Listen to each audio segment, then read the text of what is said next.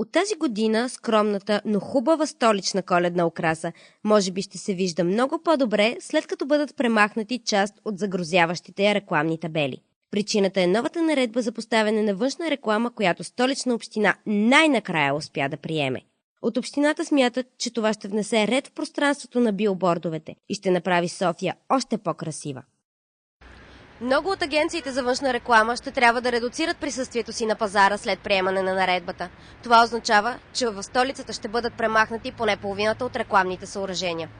Ако се премахнат повечето билбордове, такива рекламни съоръжения, мисля, че ще е много по-добре, тъй като ще се открие истинският облик на София.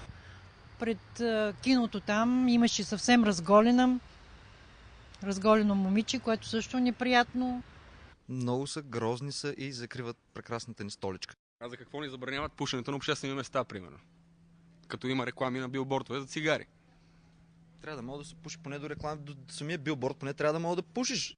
Общината се надява десетократно да увеличи и глобите от 1000 до 50 000 лева ще трябва да заплатят нарушителите за поставяне на нелегални съоръжения за външна реклама. Остава само да видим дали амбициите на Столична община за регламентиране на уличната реклама в столицата ще бъдат приведени на практика. Така билбордове като този тук няма вече да бъдат пречка за софийските минувачи.